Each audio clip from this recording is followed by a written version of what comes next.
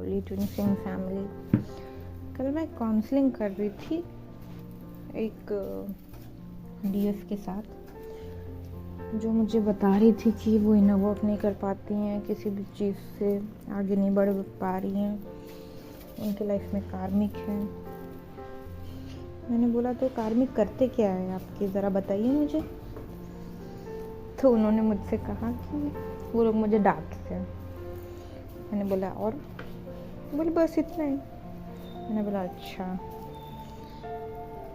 तो मेरा इतना सा सवाल था, क्या इतने से बात से वो आपके कार्मिक हो गए? उन्होंने कहा कि हाँ मुझे तो लगता है ये कार्मिक है। मैंने बोला लगने और होने में काफ़ी फ़र्क होता है। मैंने बोला तो आपके कार्मिक करते क्या है? बोले मेरे पेरेंट्स ही मेरे कार्मिक है, वो लोग मुझे मेडिटेशन नहीं करने देते, बोलते कि सब क्या कर रही हो। मैंने बोला इस पे फिर कुछ और करते हैं वो लोग? बोले नहीं बस इतना ही बोलता है। मैंने बोला तो फिर आप क्या करती हो?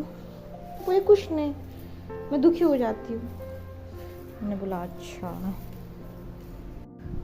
मैंने बोला इतनी सी बात से आप दुखी हो जाते हो और आप करते भी नहीं हो मेडिटेशन? बोले हाँ मैडम मैं दुखी हो जाती हूँ। मैंने बोला ये तो उनकी नहीं आपकी गलती है। मैंने सोचा ये कहानी से मैं अपनी स्टोरी आप सबसे शेयर कर दूँ। मेरी जीवन जो गुजरा है अभी तक, मतलब समझ लीजिए स्पिरिचुअल अवेकनिंग के पहले तक का लाइफ बता देती हूँ। 26 साल जो मेरे जीवन में गुजरे हैं वो दर्द और पीड़ा से भरे। मुझे बॉडी में हमेशा, जब मैं छोटी थी, वीक थी शायद, तो मुझे डॉक्टर के पास बहुत जाना होता था। डॉक्टर, इंजेक्शन, दवा, फोड़े फुंसियाँ बहुत होती थी मेरे बॉडी में, और इसकी वजह से हमेशा मेरा मन चिड़चिड़ा रहता था क्योंकि मुझे हमेशा दवाइयाँ खानी होती थी। तो समझ लीजिए छोटी सी बच्ची से लेके बड़े होने तक 10th 12th तक ऐसा ही था। तो मैं हमेशा चिड़चिड़ी ही रहती थी इसके वजह से कि क्या है, हमेशा ये दाग हो जाता है, वो हो जाता है, कोई काटो तो फिर ये हो जाता है। मच्छर काटने से मुझे घाव हो जाता था, घाव के दाग हो जाते थे, खुजली होती थी। किसी तरीके से मेरी बॉडी में कमी थी जिसकी वजह से ये सब होता था। इम्यून सिस्टम भी काफ़ी कमज़ोर था मेरा, तो हेल्थ मेरा ऐसा था। अब घर वालों का बता देती हूँ। घर वालों का ऐसा था कि मेरे घर वालों कुछ खास, उन्हें मेरे से लगाव प्यार नहीं था। मेरी मम्मी जो है वो कार्मिक है, वो हमेशा मुझे बोलती रहती है, बहुत अच्छी आत्मा है वो, लेकिन आप लोगों को इसलिए बता रही हूँ अपनी स्टोरी ताकि आप लोग को थोड़ा सा हिम्मत मिले कि जीवन में कुछ भी हो, अगर मैं बदल सकती हूँ तो आप क्यों नहीं। तो मेरी मम्मी ना मुझे पाके कुछ खास खुश नहीं थी। मेरे 2 बड़े भाई हैं, बचपन से लेके आज तक सिर्फ वो मुझे जब भी देखती बोलती तेरी जगह लड़का होता तो अच्छा रहता, तेरी जगह लड़का होता तो अच्छा होता। एक भी दिन ऐसा नहीं है। अब मैं छोटी सी बच्ची,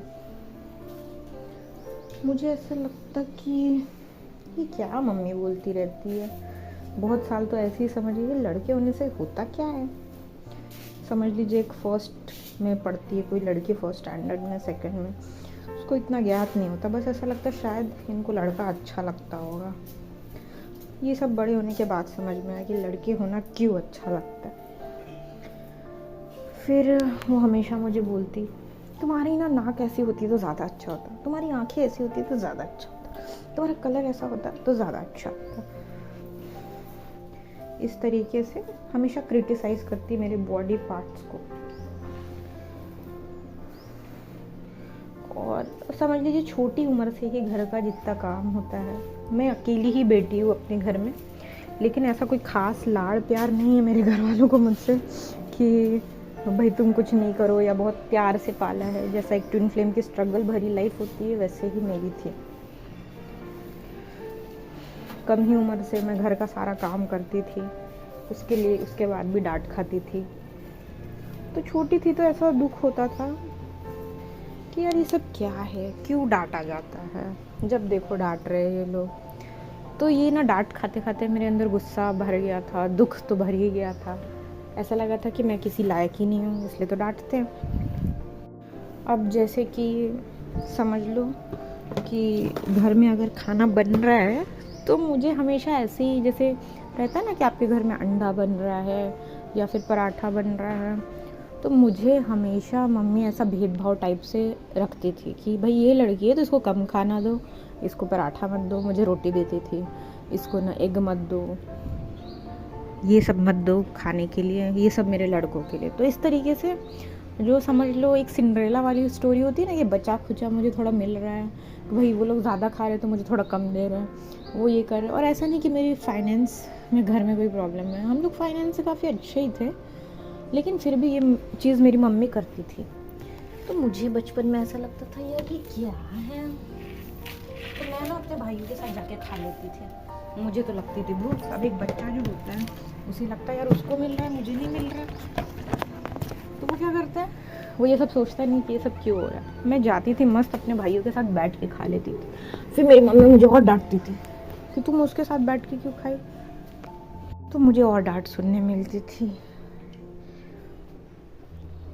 अब जीवन ऐसा ही डांट में सारा कट रहा था। भाई डांट तो सुनना ही है, ये करना है, कुछ हुआ तो डांट। जैसे अगर मेरी मम्मी बाल भी नहीं बनाती थी, जैसे रहते हैं ना बच्चों को स्कूल जाना होता है, चोटी बना के देना होता है, तो वो काम रहता था घर का, वो उसी काम में बहुत परेशान हो जाती थी और बोलती थी खुद से बना लो ना। तो मैं अपने स्कूल में देखती थी दूसरी बच्चियों की चोटी कैसी रहती थी। अब मैं थी 4th और 5th स्टैंडर्ड की लड़की, तो मैं देखती थी मस्त एकदम अच्छे से देख के आती थी, अच्छा ऐसे होता है, ऐसे लाइन, ऐसे चोटी, ऐसा ये। फिर मैं ना अपने से बना के जाती थी। तो इस चीज़ से जब मैं बच्ची थी, मैं ये नहीं थी कि मन छोटा कर लिया जैसे हम सब बच्चे होते हैं, कि दुख तो रहता ही था कि भाई मेरी मम्मी क्यों नहीं बना के देती, सबकी मम्मियाँ बना रही। तो मैं सोचती थी अब नहीं बना के दे रही तो क्या करेंगे, चलो खुद ही बना लेते हैं। हम बना के जाते थे, अपना काम खुद करती थी, कपड़े खुद के प्रेस स्कूल के करके लेके जाती थी, पहनना रहता था। तो ये मुझे बचपन से दिखता था कि भाई लड़का लड़की में काफ़ी भेदभाव हो रहा है। उस समय कार्मिक का कॉन्सेप्ट थोड़ी पता होता है, तो ऐसा था कि ये सब काफ़ी भेदभाव हो रहा है, मुझे कम दिया जा रहा है, उन्हें ज़्यादा दिया जा रहा है। इसी चीज़ से करते करते जीवन आगे बढ़ रहा था। अब जैसे जैसे बड़ी हुई और ताने मिलते, तुम्हारी नाक ऐसी होती, तुम्हारा मुंह ऐसा होता, तुम्हारे बाल ऐसे होते। अब मुझे चश्मा है, मेरी आंखें थोड़ी ये है, मतलब नज़र कमज़ोर है, तो मेरी मम्मी का रहता था कि तुम्हें चश्मा क्यों है, तुम तो बहुत ख़राब हो, तुम्हें चश्मा पहनना पड़ रहा है। तो जब मेरे ये सारा जीवन गुजरा है सिर्फ ये सब बातें सुनते हुए और उनकी बातें सहते हुए और रोते हुए और दर्द में, रात में रोते रोते सो जाओ, सुबह उठ जाओ, स्कूल चले जाओ। जब ऑफिस में काम करती थी, तुम्हारी सैलरी इतनी कम क्यों है, तुम्हें अच्छी जॉब क्यों नहीं मिल रही, और जॉब के लिए खुद बाहर जाने कभी नहीं देते थे, मतलब देते ही नहीं थे। तुम जाओगी बाहर तो तुम कैसे जाओगी, तुम्हारे साथ ये हो जाएगा वो हो जाएगा, जाने भी नहीं देते थे, और जो करती थी उसमें भी क्रिटिसाइज़ करते थे। अब इतनी कार्मिक बंधनों के साथ मैंने अपना जीवन काटा है, कभी कुछ करने नहीं देते, कभी कुछ करना होता तो उसके लिए ब्लेम करते, क्रिटिसाइज़ करते, बॉडी को मेरे गलत बोलते। इस तरीके से जीवन चलता गया, मैं सहती गई। स्पिरिचुअल अवेकनिंग हुई तब लगा कि अचानक से ही ये लगा कि ये सब तो गलत हो रहा है। इतने साल तक कभी नहीं लगा, ऐसा लगा कि शायद मुझ में कुछ गलत है, इसकी वजह से मैं यही डिज़र्व करती हूँ। स्पिरिचुअल अवेकनिंग के बाद अचानक से मैंने अपने आप को बदलना शुरू कर दिया, उनकी बातें मानना, सुनना, उनकी चीज़ों पे रिएक्ट करना सब बंद कर दिया। बहुत सारे एंगर इश्यूज़ थे मुझे, क्योंकि इतना दर्द देते थे तो गुस्सा ही आता था। फिर जाके समझ में आया कि एंगर मेरा ही इशू है, मेरी नेगेटिविटी का ही पार्ट है। रोज़ ऐसे माहौल में रह के, टॉक्सिक माहौल में रह के मेरा कॉन्फिडेंस सब कुछ इतना ख़राब हो चुका था अगर मैं हील हो सकती हूँ तो आप लोग भी हो सकते हो। बस आपको डेली कोशिश करते रहना है, एक हिम्मत खुद को देते रहना, बाकी सब कुछ बहुत आसान होता है। अब मैं एक ऐसे एनवायरनमेंट में हूँ जहाँ पे मैं अपनी मन की चीज़ें करती हूँ और वही लोगों का अब रिलेशन मेरे साथ बदल गया है। सब कुछ मेरे फेवर में काम करता है।